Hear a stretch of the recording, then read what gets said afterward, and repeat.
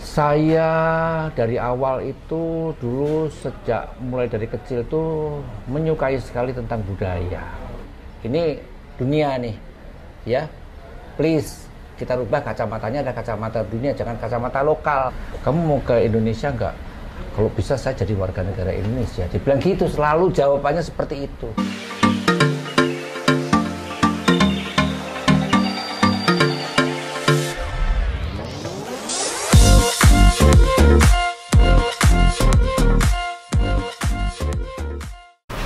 Oke, assalamualaikum warahmatullahi wabarakatuh. Ketemu lagi dengan saya Kenny Danu untuk ngopi di halaman. Ini sesi kedua kita bersama Pak Feni Siregar, seorang maestro fotografi Indonesia. Kebetulan saya dulu mahasiswanya, Pak. Mahasiswa yang males. Untuk sesi pertama kita kemarin udah sempat ngomongin mengenai street fotografi ya. Jadi seru banget, yang belum nonton sesi 1 harus nonton dulu sesi 1. Sekarang kita sambung ke sesi kedua. Kita mau ngomongin lagi tentang street fotografi dan sampai di mana sih street fotografi itu. Pak Fendi, apa kabar? Baik. Alhamdulillah sehat ya Pak. Menyambung pembicaraan kita di sesi 1, kita ngomongin tentang street fotografi. Kan kalau saya lihat banyak kelihatannya orang motret street fotografi itu kayak cuman buat fun aja. Iya. Sebenarnya ada benefitnya nggak sih Pak? Nah ini pertanyaan yang bagus sekali ya. Sebetulnya menurut saya kalau kita melakukan sesuatu berkarya gitu ya, katakanlah kita berkarya, harusnya harus ada benefitnya. Kalau sekedar buat fun aja, sepertinya kita membuang waktu, membuang tenaga, dan membuang-buang uang, ya toh? Sayang, itu mau diapakan, gitu ya. Lantas saya berpikir gitu ya, sebaiknya diapakan ya. Ini kan penggemarnya banyak ya untuk street foto. Makin banyak. Pada sesi yang lalu saya katakan bahwa itu sebetulnya style saja. Cara motretnya adalah seperti itu, ya, menggunakan layering, memanfaatkan refleksi, ya, dengan burst dan lain sebagainya. Konten, lantas lari ke konten, kira-kira konten apa yang kita bisa jual sehingga foto kita itu menghasilkan sesuatu, ya, menghasilkan sesuatu buat kita dan buat orang banyak, ya. Kalau buat kita sendiri aja mungkin ya, kita bisa bikin sebuah karya art. Art foto kan buat kita sendiri. Aku nggak peduli orang nggak suka, pokoknya aku suka. Ya toh, kalau kamu nggak suka jangan lihat foto saya. Nah itu art foto. Jadi itu toh. Nah ini enggak, ya, kita lebih ke berkomunikasi, tapi stylenya adalah style street. Kita bermain dengan layering, refleksi sebagainya. Saya dari awal itu dulu sejak mulai dari kecil tuh menyukai sekali tentang budaya. Ya. Waktu SD itu kalau sudah malam minggu, udah kamu sana pergi jalan-jalan. Sudah, saya pergi nonton wayang. Itu wayang kulit itu dari jam 10 malam sampai jam 5 pagi. Subuh. Ya. Kalau jam 10 saya masih tidur. Nanti kalau sudah di jam 12 itu gamelannya kenceng kan, Semar Gareng Petruk keluar baru melek kita. Wah, terus sampai pagi. Yang lucunya, yang perang-perang itu melek gitu ya. Dan cerita-cerita kita tidur, gitu nggak dengar. Dari dulu begitu itu masuk. Ya, masuk ke badan kita, masuk ke memori saya. Lantas itu betul-betul mendasari bahwa oh, kita ini punya sesuatu yang istimewa sebetulnya, yang layak dipasarkan atau kita perkenalkan lebih jauh lagi ke mancanegara. Ya,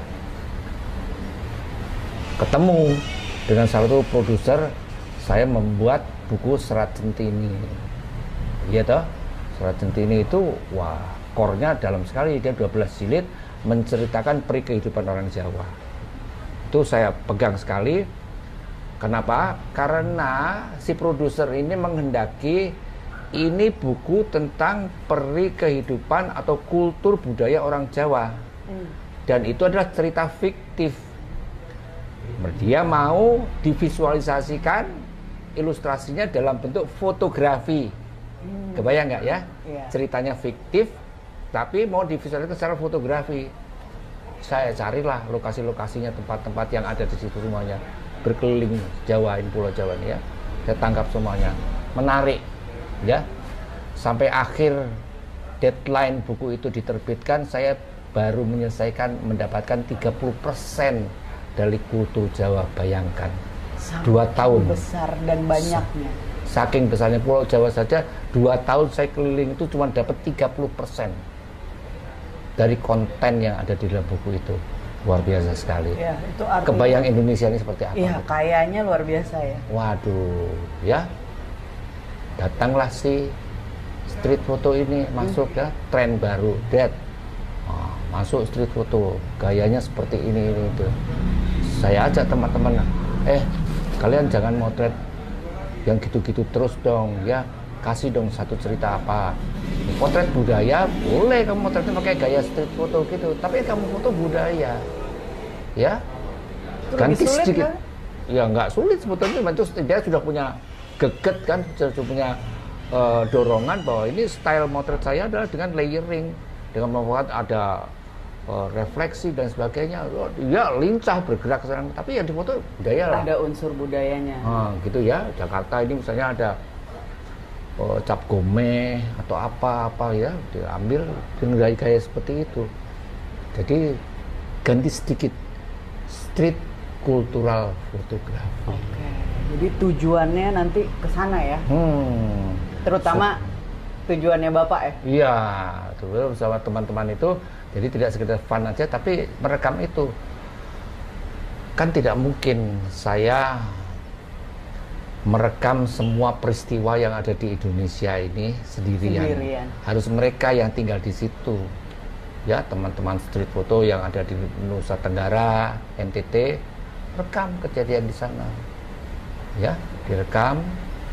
Tambah lagi sekarang ada ini tempat pameran kita ini sekarang ya, sosial media. Ya, nggak perlu nyewa ruangan lagi ya, tidak perlu cari nyetak foto, semua sudah di sini. Berkembang lagi, lebih jauh lagi, yang lebih dahsyat lagi bahwa sekarang tidak berhenti pada fotografi saja, ada suara, keluar videografi.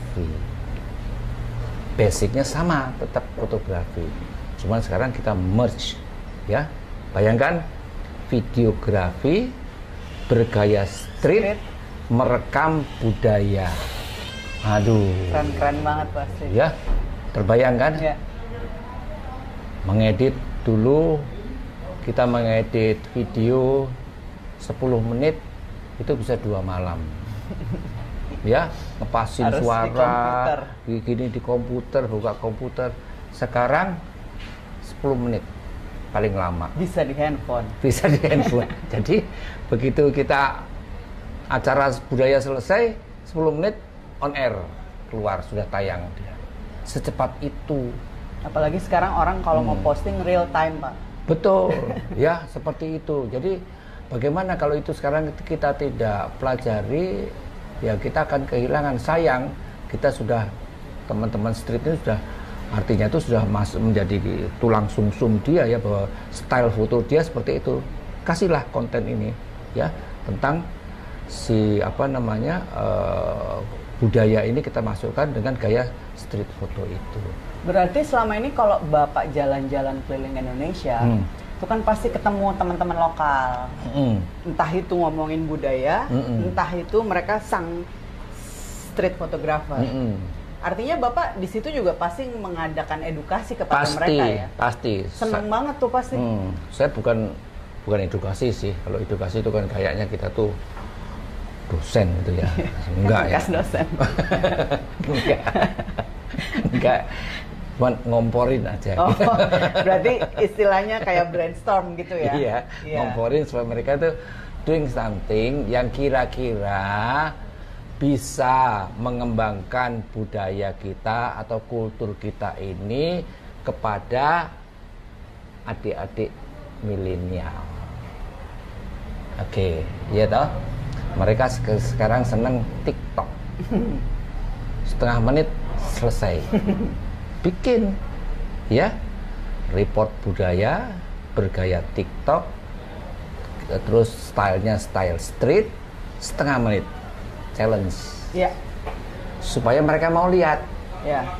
Kalau 2 menit kan lewat, itu kan sudah mereka tidak sembarangan membuat setengah menit. Instagram bikin 1 menit, itu sudah research mereka. Kadang research kita pelajari.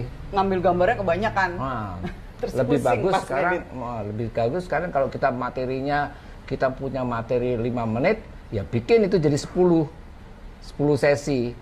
Yang versinya setengah menit, sesi 1 sampai sesi 10. Dapat total 10 menit. Iya. Seperti kita sekarang ini ngobrol gini ya, nggak 40 menit sekali, nggak 20 menit gitu ya, atau 10 menit tapi 4 kali gitu. Itu lebih enak lihatnya. Nah, kan sekarang juga ada tuh yang liputannya di daerah-daerah mengenai kuliner, mengenai hidden gem bahasanya mereka. Nah, itu masih masuk dalam kategori masih. Okay. Nah, ini sekarang geser sedikit ya. Tadi masuknya ke dalam street photo. Kalau kita sekarang mau menarik ke dalam kuliner ini Indonesia ini nomor 1 di dunia. Ya, buku kita terbit yang dikeluarkan oleh Master Chef kita William Wongso itu menjadi juara pertama. Ya toh, best buku kuliner di dunia. Ya berarti dia diakui. Cuman rendang saja, aduh orang ngantri. Ya, nasi goreng, masa nasi goreng di Frankfurt harganya 20 euro, orang ngantrinya 100 meter, di sini nggak ada yang beli. Di sini di mana-mana, setiap berapa meter ada. Nggak ada yang beli kan, aneh kan gitu. Berarti kan dia potensial untuk dijual. Nah, pandai-pandai kita sekarang untuk mengemas itu dalam bahasa digital ini, ya. Apakah kita harus mencari seorang milenial yang jalan-jalan kemana-mana, gua ke pantai ngeluarin dari sini apa namanya tromol yang dia bawa isinya nasi goreng pakai rendang, cat makan, nah diambil, ya versinya tetap kita bisa kemas itu dalam bentuk street photo, atau kita sekarang meliput di mana di Bogor itu terkenal dengan toge goreng. Stylenya kita ambil gaya street photo, tapi toge goreng isinya. Cara mengambilnya bagaimana? Itu ada kemasan yang baru lagi dengan menggunakan gaya sinematik dan sebagainya. Ya kita kemas yang bagus. Nah keluar dia. Ini toge goreng, namanya seperti ini, campurannya ini. Kita kemas keluar. Sebenarnya kan jadi artinya syaratnya cuma 2 ya Pak? Nah. Suka motret. Sama cinta budaya Indonesia. Betul. Ini semua orang bisa melakukannya artinya. Bisa, kan? sangat bisa. Sampai terakhir sekali, rupanya yang paling istimewa di kita ini adalah negeri kita ini sangat dikenal sama orang adalah negeri rempah. Haid ya. Kenapa orang se-Eropa sana datang ke sini karena mau mengejar rempah. Iya toh? Kenapa kita dijajah dulu ya? Nah, program pemerintah pun masuk ke situ sekarang mulai ya, mengembangkan itu dengan jalur rempah itu, ya. So kenapa tidak kita sekarang mulai mengemasnya, mengemasnya dalam gaya rekaman ini, baik fotografi maupun video. Kita rekam aktivitas itu. Rempah itu bukan berarti kita merekam rempah-rempah yang ada di pasar, enggak. Tapi efek daripada jalur rempah itu apa? Banyak peninggalan-peninggalan budaya itu adalah jalur rempah. Ya. Museum Bahari itu adalah museum tempat gudang rempah kita. Apa yang terjadi di situ? Ya kita bikin aktivitas itu, setting dan sebagainya. Tempo hari saya sarankan pada anak-anak milenial, kamu bikin dong tarian massal di Museum Bahari. Ya supaya orang tahu ini loh Museum Bahari, gudang rempah kita. Ya sekarang kita bisa nari-nari di sini karena itu museumnya sudah bagus. Ya kita menjual, ya kita lihat di dalamnya ada apa. Kita bikin aktivitas sana. ini yang kemudian saya mulai kembangkan menjadi sebuah bukan tren baru ya, enggak ya, sesuatu yang kira-kira bisa memancing kreativitas kita untuk melakukan sebuah rekaman tentang budaya kita. Ya. Saya menyebutnya itu sebagai panggung digital. Panggung digital itu di mana? Di dalam ini adalah panggung kita. Ya. Apalagi pas sekarang masanya masa pandemi. Ya. Teman-teman tidak bisa bikin aktivitas di atas panggung, ya. Karena nggak boleh, ya. PPKM kan, nggak boleh. Oke, ya kalian boleh nari, bikin tentang apa, mungkin tarian tentang pemetikan buah pala. Oke, narilah, nari tentang buah pala. Mau nari mana? Di museum, di pinggir laut, di tengah kebun pala. Kita rekam dengan ini, kita bagikan, kasih caption bahasa Inggris ke luar negeri. Ini loh pala kita yang kalian kejar-kejar itu ya. Sekarang kita sudah menari-nari situ. Ini ceritanya dulu seperti ini. Panggungnya adalah ini. Nih, kerjanya di sini semua. Kita merekam dengan ini, kita kemas dengan ini, kita publikasikan dengan ini juga. Begitu mudahnya sebetulnya kita membuat karya ini, mengembangkan budaya kita dengan versi yang bermacam-macam. Ini sebenarnya yang menarik buat saya ini sih, Pak. Kita zaman dulu kalau sekolah pelajaran sejarah kan males ya? Iya. Ngantuk. Tapi kan dengan begini mau nggak mau sang pelaku jadi belajar, jadi buka-buka, jadi cari-cari, jadi memperkaya kebudayaan Indonesia. Gitu. Kalau balik ke pertanyaan tadi mengenai benefit, artinya nanti ujungnya juga pasti mereka bisa cari duit dari sini kan, Pak? Sangat bisa. Bayangkan sekarang ya. Teman-teman yang tadinya tidak bisa berkarya sebagai kelompok teater, kemarin masa pandemi kan tidak boleh manggung, nganggur kan 2 tahun, lantas bagaimana? Ya sudah, mereka berkarya saja, kita rekamkan di sini. Ya toh, kemarin terakhir teman-teman itu mereka membuat karya kolaborasi dengan sutradara Jepang, mentas, begitu selesai sekarang ini sudah pentas dia di Jepang, berangkat semuanya, dengan gaya manusia pala cerita. Wah, yang tadinya sini sekarang real pentas di sana di Jepang karena sudah mulai menurun. Nah, ini kan sudah menggiring mereka toh. Nah, tinggal sekarang pinter-pinter kita untuk mengemas ini supaya dia menjadi sesuatu package yang kita bisa menarik ya. Ingat bahwa sekarang itu kita merekam digital itu tidak hanya fotografi saja tapi videografi. Itu mix udah di sini, udah nggak bisa jepret enggak ya, semua jelas ya. Kita motret dulu ya, wah harus pakai gimbal saya zaman dulu belajar tuh segini gedenya, aduh pegel ya di sini ya, setengah mati. Sekarang enggak, di sini sudah ada gimbal digital, enggak goyang gitu ya. Sudah luar biasa, sangat membantu gitu. Jadi tinggal kreativitas kita memacu bisa mengejar itu apa enggak. Gitu, nah Pak, karena waktu kita sudah menipis, saya pengen tahu Pak, segitu cintanya Bapak sama dunia fotografi, segitu cintanya Bapak sama street fotografi sekarang ini, segitu cintanya Bapak sama budaya Indonesia, goalsnya nih sebenarnya apa sih Pak? Goals itu apa? Tujuan akhirnya Bapak pengennya, cita-citanya apa? Impiannya apa? Impiannya itu adalah kok dari luar orang berbondong-bondong datang kemari menggali tentang budaya kita, dibawa keluar sana, kemudian mereka mementaskan sana dan yang nonton penuh. Kok kita tidak membuat merekam itu semuanya? Lihat Ila Galigo, sutradaranya dari Amerika, pentasnya di semua negara-negara besar dunia, full penuh. Begitu dipentaskan sini nggak ada yang nonton. Nah ini gimana ya? Saya berpikir ulang, ini harusnya dari kita. Kok kita sekarang seperti ini, kita malah merekam gaya-gaya Jepang, gaya-gaya Korea. Loh, mereka banyak mengambil sih, karena tadi saya sudah ceritakan ya bahwa sutradara Jepang sudah menggali untuk mengambil kira-kira tari dasar Aceh sana digabung dengan kecak Bali, digabung dengan legong dari Jawa Barat, semua pentasnya di Jepang. Bahkan mereka nyanyiin lagu daerah kita. Wah, ya seperti itu. Bayangkan saja seperti itu. Berarti kan kita kontennya kita sangat kuat sekali. Saya tempo hari pada waktu pameran tentang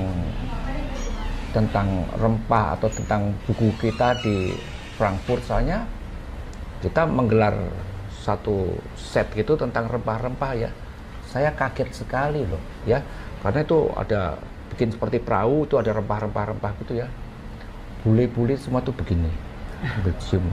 Begitu masuk ruangan itu sudah gini-gini dia. Ini apa sih? Saya bilang baunya kayak pasar ya di sana ya kita ya. Kok begini kayak menikmati parfum hebat gitu ya. Sudah itu dia sampai situ dia cium itu, dia lihat kiri kanan, dia kantongin. Baru sekali saya lihat orang boleh mengambil cengkeh dibawa pulang, ngapain sih? Ya kok kayaknya kekurangan gitu ya. Baru tinggal minta juga dikasih. Nggak boleh. Oh, nggak Itu boleh. udah tulisannya tidak boleh diambil ya, dicolong sama dia gitu. Saya kaget loh. Oh, sebegitu hebat rempah ini terhadap buat mereka ya. Sementara sampai sore hari itu habis. Jadi besoknya kita nuang lagi. Untuk kita bawa per karung-karung kan sudah predik bahwa itu akan diambil. Walaupun dikasih tulis dilarang mengambil, tetap ya mereka mau rumahnya bau rempah. Aroma rempah itu rupanya mengalahkan Christian Dior ya. Itu saya Hermes kalah sama bau. Padahal kita di sini pala. banyak banget. Jadi kita di sini kalau di pasar begini ya. Bau apa sih ini gitu ya? Udah biasa. Tapi berarti intinya sebenarnya Bapak pengen bahwa generasi muda itu lebih mencintai lagi budaya Indonesia melalui jalan ini ya. Iya. Ya, saya kebetulan mengajak mereka tuh untuk sama-sama kita bisa mengembangkan mereka ini ada di pelosok-pelosok sana, kembangkanlah itu ya. Ya itu potensi, tinggal kita mengemasnya, stylenya ya kita bisa pakai style Jepang, style Korea, monggo, nggak apa-apa. Tapi materinya materi kita, kontennya konten kita. Sayang kalau nggak, ya. Nah, berarti misalnya nih Pak, di luaran sana teman-teman kita ada yang nggak tahu how to, tapi dia sebenarnya passionnya kurang lebih sama lah gitu ya. Cuman dia nggak tahu, terus dia kemana dia harus bertanya. Apakah misalnya Pak Fendi punya Facebook, boleh ditanyain sama orang yang pengen ikutan? Boleh ya. Dari ke saya, kontak ke saya juga boleh, ke Kenny juga boleh ya, ke ini juga boleh nih, ke Ngopi Halaman boleh. Datang ya. ke sini isinya semua fotografer soalnya. Terus kalau lihat di sini semua karya-karya fotografi di sini banyak banget. Buku foto juga banyak. Minumannya enak-enak. Tadi saya udah kopi, sekarang ini. Ya menarik sih Pak. Saya sayangnya sekarang ini belum, tapi cita-cita saya sebenarnya juga ke situ, keliling Indonesia, pengen menemukan, karena dulu saya pernah ngobrol sama Mas J, dimana dia waktu itu mencari entah alat musik, entah apapun, semuanya budaya, kan sebenarnya kurang lebih sama ya Pak, cuman Bapak kemasannya melalui fotografi. Dan tapi yang tertarik di daerah-daerah ya Pak, saya nanya di daerah bukan di Jakarta, itu banyak nggak sih? Nggak banyak, karena mereka tidak tahu bagaimana kenapa mengemasnya. Contoh ya, pada waktu saya pergi Festival Lama Holot di Flores Timur, ya, itu festival besar yang diadakan di sana. Saya bikin workshop sana bagaimana untuk membuat kemasan itu kita masukkan dalam versi digital, ya, dalam panggung digital ini. Saya lihat sana, ya, dari pemerintah daerah, alamnya begitu indah, begitu bagus, lautnya airnya biru. Dia bikin panggung di pinggir laut, di belakangnya dikasih tembok dengan ukir-ukiran. Akhirnya lautnya nggak kelihatan, gunungnya nggak kelihatan, lihatnya panggung. Ngapain jauh-jauh pergi ke Nusa Tenggara, ya, di Jakarta juga banyak ini ya, gitu ya. Sebenarnya dia lepas saja. Itu adalah panggung mereka dengan laut yang seluas itu, lepas ke belakang dengan dekorasi seperti itu. Justru dengan itu jualannya. Itu jualannya. Ini yang kadang-kadang tidak dipahami. Ya, karena sudah kebiasaan yang namanya panggung itu ya begitu. Ya harus ada latar belakang, pakai lampu sorot. Padahal sebetulnya kalau kita lihat kemasan di sini, mungkin kita tidak perlu membawa lighting. Ya, kita suruh dia nari di pantai, tunggu saat sunset atau sunrise, kita ambil dengan lighting berbeda, hasilnya sudah istimewa. Melebihi lighting yang artificial yang bisa kita buat.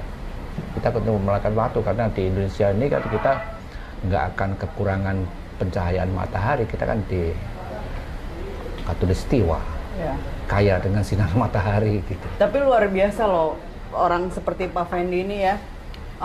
Saya pernah mengalami sendiri, Pak. Waktu itu kebetulan kita roadshow, waktu itu sama Mas J.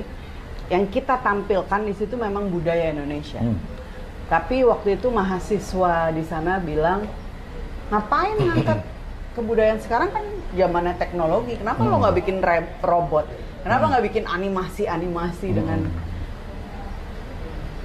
intinya sebenarnya yang dijelasin waktu itu sama Mas J dulu, kita nih mau ngajarin bahwa hei anak muda, budaya lu tuh sebenarnya keren, jauh lebih keren dari budaya di luaran sana. Caranya kan gini, mereka tuh mungkin karena nggak tahu itu ya. Iya, betul. Mungkin karena mereka nggak tahu, jadi mereka ya nggak ke situ. Artinya ketika mereka sebenarnya, gue anak daerah, gue cinta daerah gue cinta pulau gue, tapi kan mungkin selama ini dia cuma sekedar foto apa sih. Mungkin gara-gara nonton YouTube ini baru tahu, oh ada street fotografi, ada videografi mengenai budaya yang bisa diangkat gitu ya Pak ya. Berarti artinya sebenarnya kita juga harus menciptakan banyak orang seperti Pak Fendi untuk nyebar nih. Ini masalahnya sekarang ya, sebetulnya itu adalah wajar ya. Kalau pemilik kopi halaman ini pasti dia bosen duduk di sini berlama-lama. Tapi kita di rumah kita kepengen datang ke sini. Iya toh, karena tempatnya buat saya rasa nyaman. Jadi wajar toh kalau dari daerah, apa sih hebatnya cari kecak cuman gitu-gitu. Tiap hari kata mereka begitu. Kecak, gitu. Tapi di sana bisa gitu ya. Nah, ini kacamata ini sekarang yang harus diganti dulu. Ya, kita sekarang zamannya ini dunia nih. Ya, please kita rubah kacamatanya, ada kacamata dunia, jangan kacamata lokal. Kata lokal kita bosen. Kalau kata dunia, mereka itu, wah, saya kalau ketemu dengan teman-teman fotografer di sana, kamu mau ke Indonesia nggak? Kalau bisa saya jadi warga negara Indonesia. Dibilang gitu, selalu jawabannya seperti itu. Karena saya baca itu tempat yang nggak ada habis-habisnya untuk kita bisa motret. Ntar tiba-tiba ada tempat serem, tiba-tiba ada tempat cantik banget. Itu. Kalau bisa, selalu jawabnya seperti itu. Luar biasa sih emang luar biasa. Oke, kayaknya sementara ini tutup di sini dulu Pak. Terima kasih banyak atas hari ini. Semoga teman-teman juga nggak bosan. Siapa tahu kita bisa ngomongin yang lain juga. Bapak sehat terus, sukses terus. Saya kalau saya punya kesempatan, saya pengen ikutan sama Bapak. Saya semoga juga anak muda di luaran sana banyak yang ikut ya. Karena street fotografi ini menarik. Dan bicara soal benefit juga bisa menjadi benefit. Jangan kalian pikir motret begitu nggak bisa jadi apa-apa. Nggak bisa jadi siapa-siapa gitu kan. Bisa banget, apalagi kalau kita cinta sama budaya kita angkat budaya kita untuk kebanggaan kita terhadap Indonesia. Oke, sementara sampai di sini dulu. Terima kasih dulu teman-teman. Sampai ketemu lagi di lain kesempatan. Jangan lupa like and subscribe. Oke. Wassalamualaikum warahmatullahi wabarakatuh.